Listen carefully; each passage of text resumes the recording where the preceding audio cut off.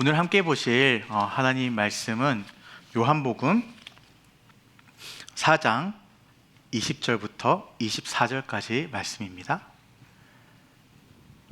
한 절씩 교독하고 마지막 절을 함께 읽겠습니다. 우리 조상들은 이 산에서 예배하였는데 당신들의 말은 예배할 곳이 예루살렘에 있다 하더이다. 예수께서 이르시되 여자여 내 말을 믿으라. 이 산에서도 말고 예루살렘에서도 말고 너희가 아버지께 예배할 때가 이르리라. 너희는 알지 못하는 것을 예배하고 우리는 아는 것을 예배하노니 이는 구원이 유대인에게서 남이라. 아버지께 참되게 예배하는 자들은 영과 진리로 예배할 때가 오나니 곧 이때라. 아버지께서는 자기에게 이렇게 예배하는 자들을 찾으시느니라. 함께 읽습니다. 하나님은 영이시니 예배하는 자가 영과 진리로 예배할지니라. 아멘. 오늘은 참된 예배란이라는 제목으로 함께 말씀을 나눠보려고 합니다. 여러분 오늘 왜 오셨습니까? 주일인데 쉬는 날이잖아요, 그렇죠? 빨간 날인데 피곤하시잖아요, 그렇죠? 집에서 쉬어도 되잖아요. 그냥 늦잠 잘 수 있잖아요. 왜 오셨어요? 예, 아멘. 예. 우리가 신앙생활 하면서 가장 많이 반복하면서 경험하는 게 있다면 그거는 예배일 것입니다. 근데 오늘 제목처럼 참된 예배란이라고 제가 제목을 적었는데요. 그러면 목사님, 참된 예배가 있고 거짓된 예배가 있다는 얘기입니까? 예, 있습니다. 우리의 예배는 어떤 예배인가? 참된 예배를 드린다는 것은 어떤 것을 말하는가? 이것을 분별할 수 있는 분명하고 명확한 기준이 있는가? 오늘 말씀을 통해서 함께 살펴보려고 합니다. 핵심부터 말씀드리면 이렇습니다. 예배는 장소의 문제가 아니라 관계의 문제라는 것입니다. 오늘 본문은요, 사마리아 여인의 질문에서 시작을 합니다. 이 질문을 보면은 20절에 당신들이라는 질문을 통해서 이 사마리아 여인이 굉장히 곱지 않다라는 것을 질문을 통해서 알 수가 있습니다. 분명히 예수님이 앞에 계신데 예수님이라고 하지 않고 뭐라고 하고 있죠? 당신들, 너네들 하면서 예수님을 보는 게 아니라 예수님을 마치 이 유대인을 대표하는 유대인 중 한 사람으로 지금 보고 있다는 것을 알 수가 있습니다. 그럼 도대체 무슨 이 여인은 유대인들한테 원한이 있길래 이렇게 날이 바짝 서가지고 예수님한테 이야기를 하고 있는 것일까요? 유대인과 사마리아인들 사이에는요, 원수처럼 껴있는 이 예배 장소에 대한 문제가 있기 때문에 그렇습니다. 여러분들은 유대인들의 입장에서 이야기를 성경을 통해서 굉장히 많이 들으셨을 거예요. 그래서 오늘은 좀 더 사마리아 사람들 입장에서 한번 이 스토리를 이해해 보면은 좀 더 이 여인의 억한 심정이 좀 더 잘 이해될 것 같아서 그쪽에서 좀 이야기를 해보려고 합니다. 출애굽하면서요, 가나안 땅으로, 약속의 땅 가나안 땅으로 들어가면서 하나님이 하신 말씀이 있어요. 신명기에 보면은 신명기 12장 13절 14절에 보면요, 하나님이 이렇게 말씀하십니다. 너희는 삼가 내게 보이는 아무 데서나 아무 곳에서나 번제를 드리지 말고 오직 여호와께서 택하실 그곳에서 번제를 드려라. 그러니까 바꿔 말하면은 여기에서 말하는 그곳은 복수가 아니라 단수거든요. 그러니까 그곳들이 아니라 the place, 그러니까 그곳, 단수로 이렇게 말씀하고 있다는 얘기는 예배드리는 장소가 지금 한 군데란 이야기입니까? 여러 군데 있다는 이야기입니까? 한 군데란 이야기예요. 예, 이게 하나님 말씀이 너희가 가나안 땅에 들어가면은 하나님께서 택하시는 오직 한 그곳에서만 예배를 드려야 된다라고 분명히 모세오경에 기록이 되어져 있는데, 이제 여기서부터 문제가 발생하는 거죠. 거기가 어딘데? 여기서부터 문제가 발생하는 겁니다. 물론 이제 유대인들은요, 예루살렘 시온성이라고 주장을 합니다. 열왕기상 8장 이제 16절에 보면은요, 이렇게 이야기합니다. 이제 다윗이 성전을 짓고 이렇게 짓는 과정에서 하나님 말씀하시는데요, 내 이름을 둘 만한 집을 내가 짓게 하겠다. 그래서 아무 성읍도 택하지 아니하고 내가 다윗을 택하여서 이 집을 지었다라고 이야기하면서, 하나님이 택하신 그곳이 어디라고 지금 이야기하고 있습니까? 지금 예루살렘에 짓고 있는 이 성전이 바로 그 하나님이 택하신 그곳임을 보여주고 있습니다. 그래서 유대인들 입장에서는 당연히 그 택하신 한 곳은 어디요? 예루살렘, 시온산에 있는 예루살렘인 것이죠. 그런데 사마리아 사람들 입장에서 한번 생각을 해보자고 하지 않았습니까? 이 사마리아 사람들은요, 세겜 땅이라고 주장을 했어요. 오늘 본문 앞부분에 나오면요, 이 여인이 수가라는 땅에서 있었던 것을 알 수가 있는데요, 이 수가라는 땅은 바꿔 말하면 세겜 땅을 이야기를 합니다. 이 세겜은요, 매우 예배적으로 특별한 의미가 있는 땅이에요. 아브라함이 이제 자기 친척과 아비와 고향집을 떠나서 약속의 땅 가나안 땅으로 갔습니다. 그리고 나서 가나안 땅 도착하니까 하나님이 나타나셔서, 아브라함아, 아브라함아, 네가 밟고 있는 그 땅, 네가 보고 있는 그 땅, 내가 너와 내 자손에게 약속의 땅으로 줄게 라고 말하고 나서 아브라함이 어떻게 했습니까? 땡큐 하나님, 이렇게 했나요? 예, 좀 더 나아갔죠. 거기에 제단을 쌓고 예배를 처음 드립니다. 그 땅이 어디냐면요, 예, 바로 이 세겜 땅입니다. 창세기 12장에 보면 세겜 땅 모래 상수리 나무에 이르르니까, 예, 그 하나님께서 나타나셔서 그곳에서 말씀하시죠. 가나안 땅에 처음으로. 그리고 그곳에 제단을 쌓고 처음으로 언약을 받고 예배를 드린 곳, 그곳이 바로 세겜 땅인 거죠. 그뿐만이 아닙니다. 이스라엘의 조상이라고 하면은 12지파의 아버지 누굽니까? 예, 야곱이 있지 않습니까? 이 야곱이 외삼촌 라반에게서 이제 떠나서 가나안 땅으로 다시 돌아오는데, 처음에 예배 드린 곳도 숫곳으로 돌아오는데, 자기 집이 숫곳인데 거기에서 예배 드리는 게 아니라 굳이 세겜 땅으로 가서 거기에서 제단을 쌓고 예배를 드립니다. 그 땅이 어느 땅이라고요? 세겜 땅입니다.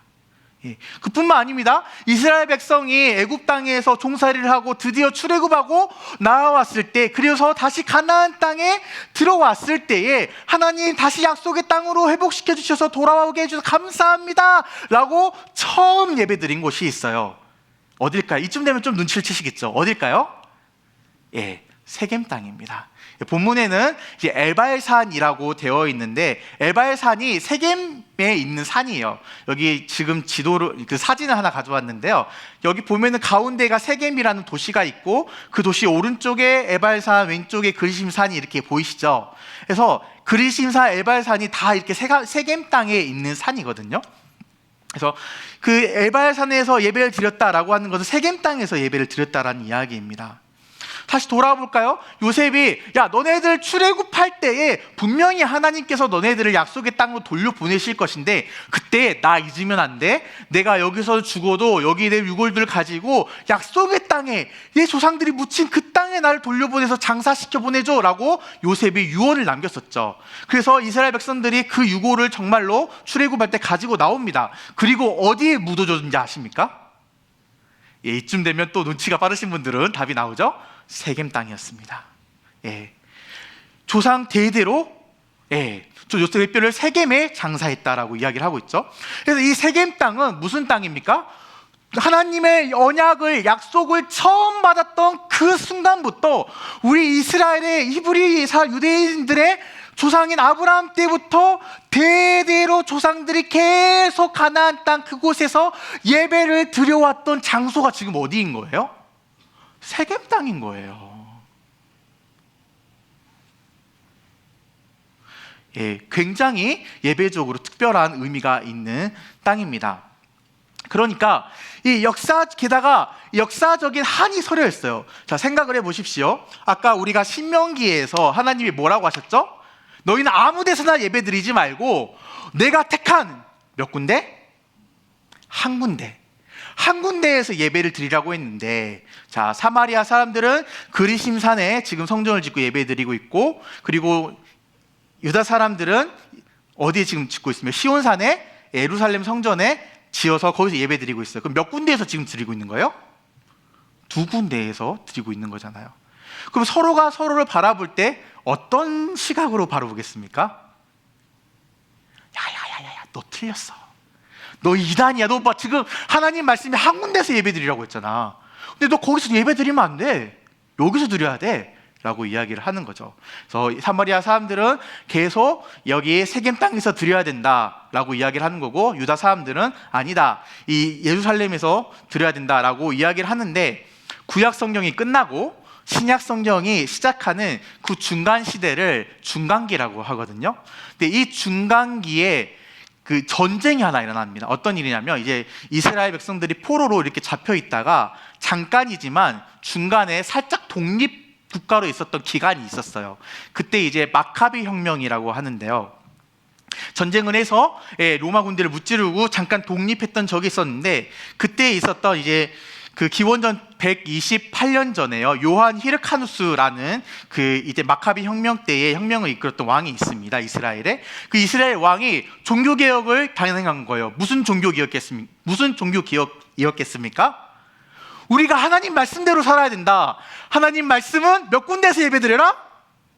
한 군데에서 예배드려라. 근데 저기 사마리아 사람들이 그리심산에 성전을 짓고 예배를 드리는데 저렇게 예배드리면 안 된다 해가지고 전쟁을 일으킨 거예요. 그래서 어디로 쳐들어갑니까? 우리나라 6.25에서 남과 북이 이렇게 총뿌리를 맞대고 싸웠던 것처럼 자기 사마리아인들의 대상으로 전쟁을 일으키고 가서 싸워서 죽이고 사마리아 땅에 있는 그리심산의 성전을 다 파괴해버린 거예요.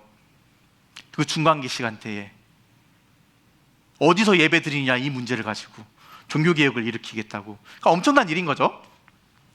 그런 일이 발생을 하니까, 자, 그런 배경들이 있는데요. 그런 배경들을 듣고, 자, 오늘 여자의 말을, 오늘 사마리아 여인의 말을, 질문을 들으면은 굉장히 이해가 잘 갑니다. 20절에 뭐라고 했다고요? 예, 우리 조상들은, 이 조상들은 어디까지 올라간다는 거죠, 지금? 아브라함까지요. 예. 우리 조상들은 대대로 아브라함 때부터 계속 이 세겜 땅에서 예배했는데, 당신들 유대인들 말은 예배할 곳이 저기 시온산 예루살렘에 있다고 하더이다 라고 하면서 따져 묻는 거죠. 이게 사마리아 사람들 입장에서는 또 메이크 센스 하지 않습니까? 예, 말이 되는 말 같죠. 근데 당신은 유대인이니까 좀 말 좀 해보라는 거예요. 우리 조상들로부터 대대로 여기서부터 예배했는데 당신은 어디라고 생각하느냐 라고 물어보니까 예수님이 엄청난 대답을 하십니다. 엄청난 대답을 하세요. 21절이에요. 21절에 둘 다 아니야. 예, 둘 다 아니야. 이 산에서도 말고, 이 산은 지금 그리심산입니다. 예루살렘에서도 말고 둘 다 아니라는 거예요. 그럼 도대체 예배는 어디서 드리는 걸까요? 어디서 드려야 정말로 하나님 말씀대로 참되게 예배 드리는 걸까요? 그 외적인 장소의 문제가 아니라 관계의 문제라는 거예요. 어디에서 예배 드리고 어떤 형태로 예배를 드리냐 보다 누구에게 예배를 드리는가가 중요하다는 것입니다. 그래서 예수님은요, 뜬금없이 지금 여인의 질문은 어디에서 예배 드려야 됩니까를 묻고 있는데, 예수님은 뜬금없이 아버지를 이야기를 해요. 전혀 여인이 기대하지 않았던 대답이거든요. 장소가 아니란 말이에요. 예수님은 지금 관계에 초점을 맞춰서 예배를 드리라고 이야기를 하고 있습니다. 왜 아버지라고 말씀하셨을까요? 크게 한 3가지 정도 생각을 해볼 수 있을 것 같아요. 첫 번째로는 이 여인에게 참된 아버지가 누구신지 바라보게 하기 위해서입니다. 사실 오늘 본문에 등장하는 그 우리 조상들 하면서 여인이 계속 반복해서 말하는 단어가 있는데요, 조상들이거든요. 근데 이 조상들은 이제 헬라어 원문에 보면은 조상이라는 단어가 따로 있는 게 아니에요. 아버지에다가 복수로 쓰면, 그러니까 아버지들이라고 말하면 그게 조상들이에요. 그냥 단수로 쓰면 나의 아버지고 복수로 쓰면 내 조상들이 되는 겁니다. 그래서 아마 영어 성경 NIV나 ESV 가지고 계신 분들은 그게 ancestor가 아니라 fathers로 아마 돼 있을 거예요, 번역이.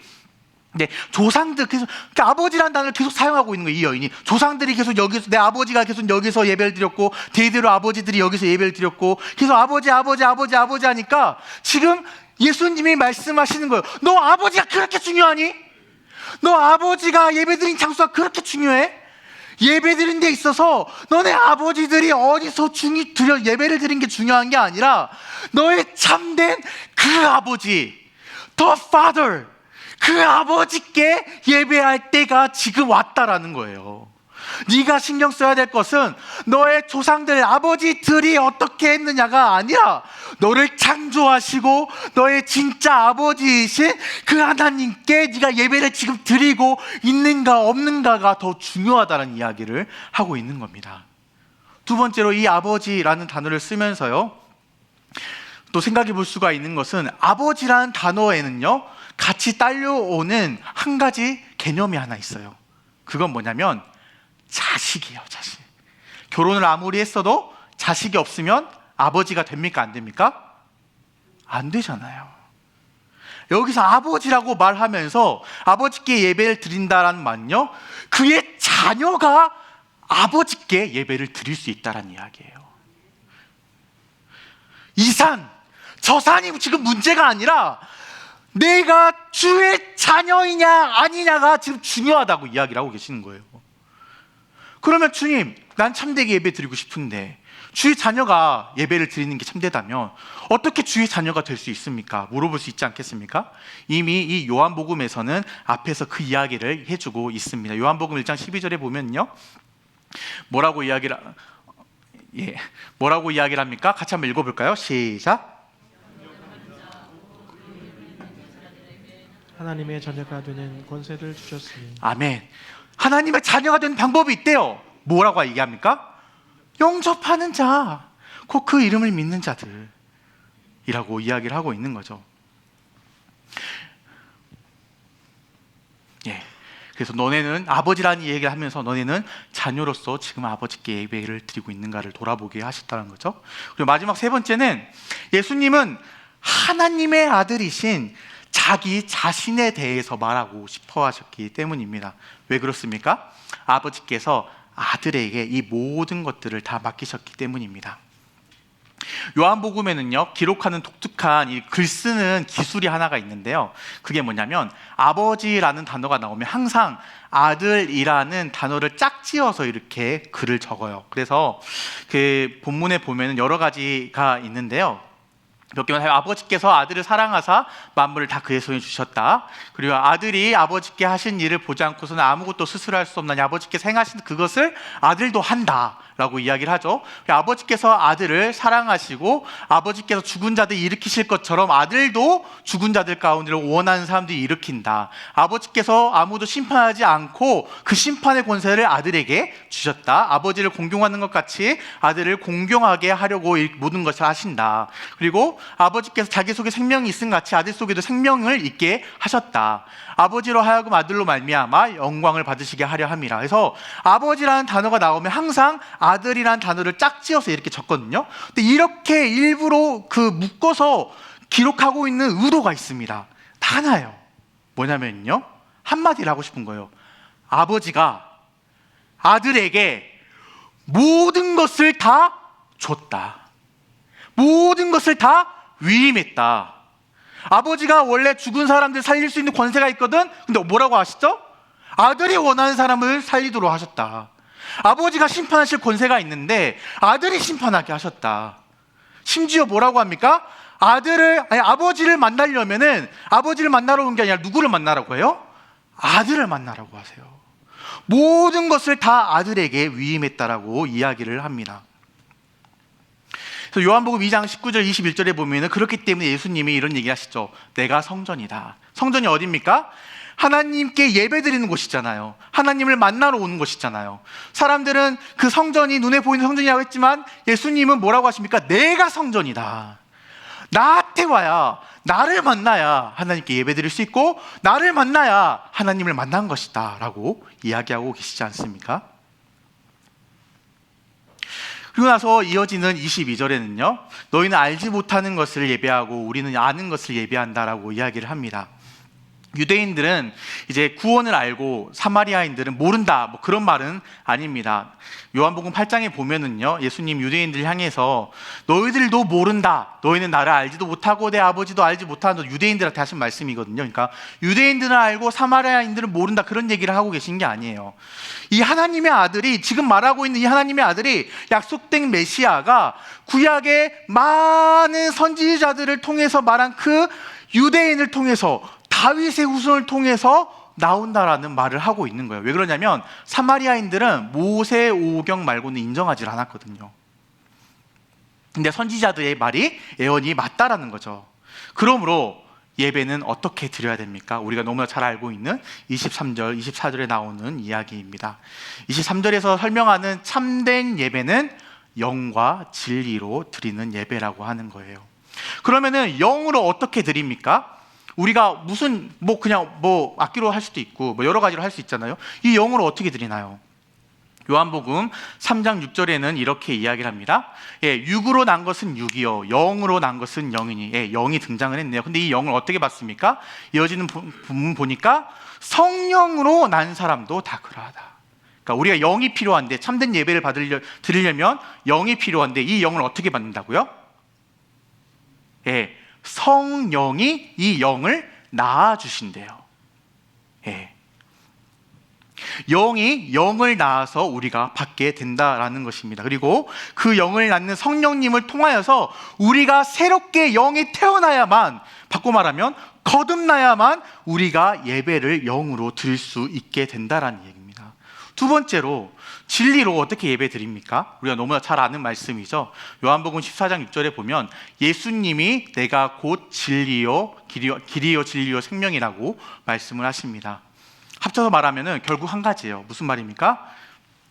우리가 거듭난 성령을 가지고, 영을 가지고 예수 그리스도 안에서 예배를 드리면 그것이 뭐라고요? 참된 예배가 된다라는 것입니다. 바꿔 말하면 예수 그리스도가 우리 가운데 없다면 우리의 예배는 아무것도 아니라는 얘기예요.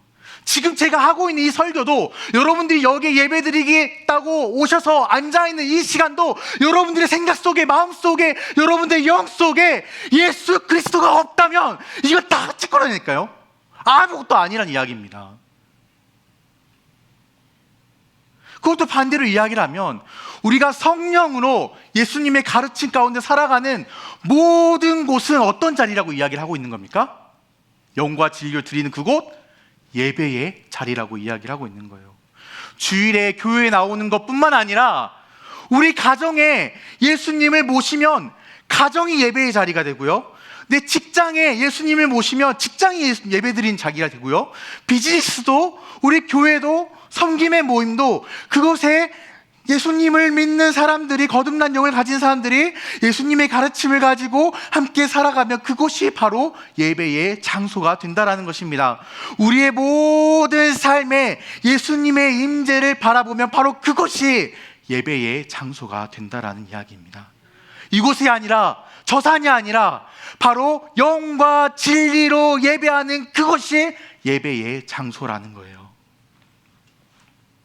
장소가 아니라 관계의 문제라는 것입니다.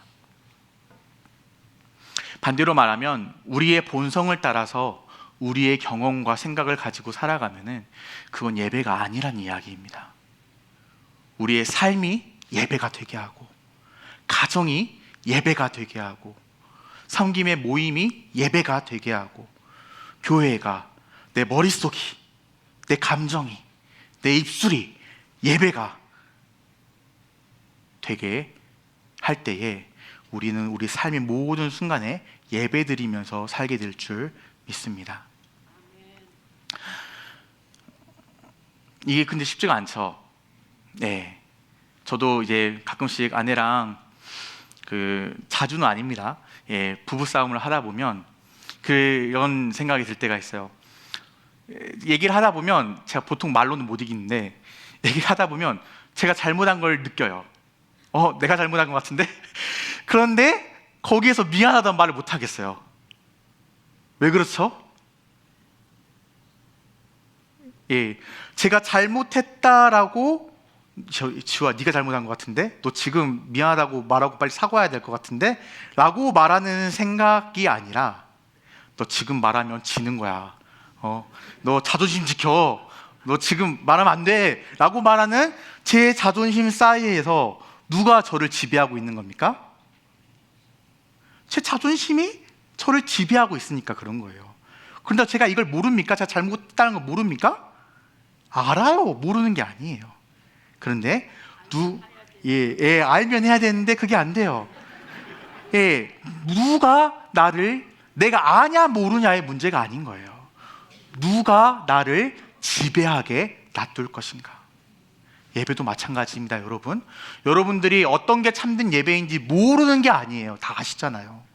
근데 중요한 거는 뭐가 내 생각을 지배하게 할 것인가, 뭐가 내 입술을 지배하게 할 것인가.